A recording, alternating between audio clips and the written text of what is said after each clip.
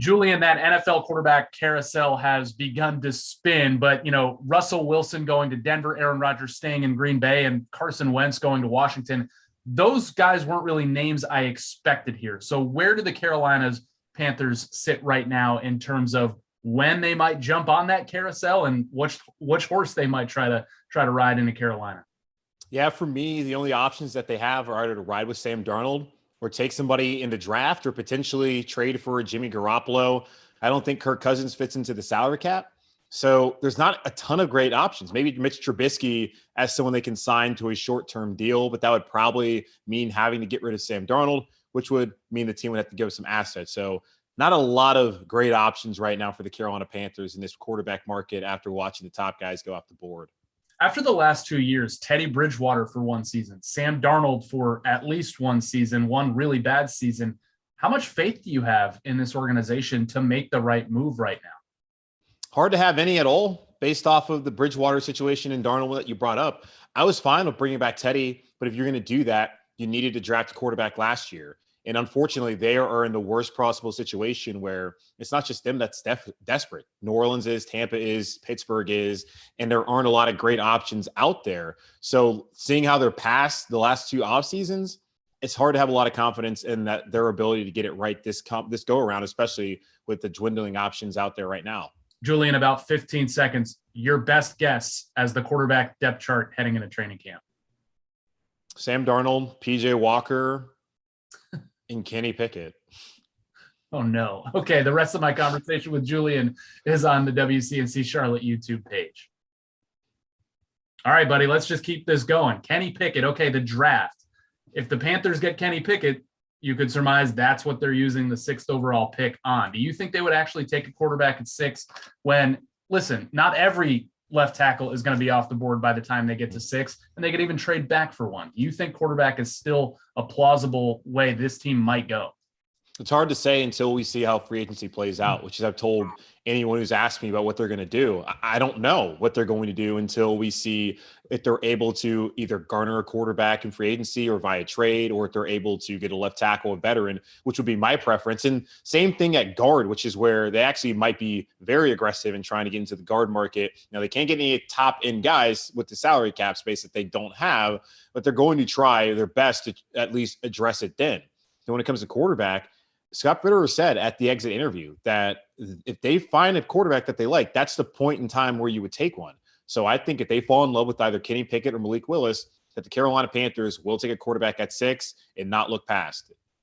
What are your thoughts on that? I mean, right off the bat, it's like, okay, neither of those guys seem like they could step in and be a day one, week one starter in the NFL, but maybe where this team is right now, they don't have to, and they could be guided along. It's just a matter of what their, individual ceiling is. It doesn't look like this team has any appetite to have Sam Darnold as their week 1 starter. And I just don't think the options available to them in the veteran market make a lot of sense. If they wanted to bring in Mitch Trubisky, they should have done it last year. Like, it didn't cost them anything. It wouldn't have cost them anything last year. It would have cost them far less too, especially given the reports that he's likely to get an 8-figure per year salary, which I don't think you can fit that into the salary cap right now with Sam Darnold's contract.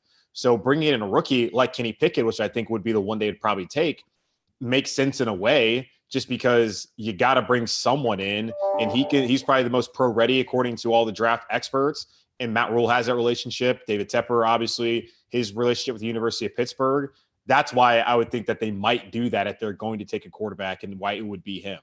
Looming over all of this, of course, Deshaun Watson, his situation, other teams that are now in the market for a quarterback like Indianapolis and Seattle, which each dealt their starting quarterbacks from last year.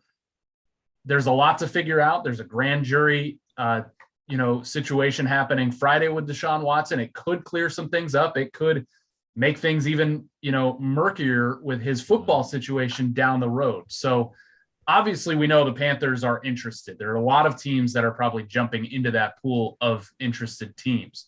Yeah. What would it take? Like, what percent chance do you think the Panthers have at getting him, or would go and get him? I guess the issue is they don't have that many assets. We talk about the draft and how they don't have any day 2 picks, which this year they certainly could use some when it comes to trying to build the offensive line and the rest of the roster. But Seattle does that mega trade to Denver to send Russell Wilson there, and they get back 2 first-round picks and 2 second-round picks and a bunch of players. That's ammunition. And that isn't that what Houston's been talking about? They want multiple first-round picks, 3 of them, and they want players. Well, they have those now with what they just traded away. So you would think Seattle would be a player. Pete Carroll's at the age of 70. I don't think he's ready for a rebuild. Pittsburgh, they might be aggressive. We'll see what Tampa Bay wants to do. They're a roster that is ready to win again if they can get that quarterback, and Bruce Arians has a relationship with Deshaun Watson. New Orleans, I don't think they have a lot of space with the salary cap, but they can always try and maneuver it and fit him in there. That's the issue. In Carolina, and it all comes down to whether Deshaun Watson's going to be available. From everything I've read from the legal experts, it's very likely he's going to be indicted, so it won't be a conversation at all if he has criminal charges. But if he's not, I still can't put Carolina as a favorite just based off of they don't really have the ammunition to trade for Deshaun Watson and give Houston what they're looking for. All right, last thing, Julian, free agency on its way. I think you have to credit the Panthers front office with clearing a significant amount of cap space with the restructuring of a few of their big deals. Where do they go with that? What are their priorities? Who might they keep in terms of Hassan Reddick, Stephon Gilmore, Dante Jackson? And, what kinds of players and tiers of players might they go after? Yeah, Hassan Reddick, I don't see that happening. He's looking for $17 million per year. Carolina has $29 million of cap space right now. You think about it, though, $9 million of it they want to leave over for the in-season move. So you're down to 20. You got to sign your rookie class. That's about $8 million. So they only really have $12 million. So they can't fit Hassan Reddick. Yeah, they can try and give him a huge signing bonus. I don't think that's going to happen. He's going to go to the highest bidder. Stephon Gilmore, over the age of 30. Yeah, he's from here. Yeah, he has a home here. I think he's going to try and go somewhere where he can win. And Carolina's quarterback situation is not to the point where I think he would be comfortable coming back to Carolina. Dante Jackson, you have to allow him to at least test out his market first and see where it's at. If it's not what he wants, then maybe you have a good chance of bringing him back. Of those 3, he's the one I think was most likely to come to Carolina. They're going to probably be aggressive in the guard market. I don't know if they can get any of the top tight end or tackles, with seeing what Kansas City just did with Orlando Brown Jr. and franchise tagging him and what Teron Armstead would cost. They might have to go in the bargain bin once again. And if the hope is with James Campen, a new offensive line coach, they can evaluate and find the right guys who can come in here and help elevate their group. Because as we saw last season, they went to the bargain bin and they came out with Cam Irving and Pat Elflein. And that did not necessarily work out the way that they hoped. And a lot of fans would have hoped, even though both those guys have a long track record of not being high-level starters in the National Football League. So, unfortunately, I would tell fans out there to temper your expectations because they don't have as much money to work with as it appears after making some moves to free up the salary cap over the last week or so. All right, you can find him at Julian Council. He works for our partners at Locked On Panthers, and we stole him on his birthday week. So go enjoy that birthday weekend, buddy. Thanks for being here. All right, thanks, Nick.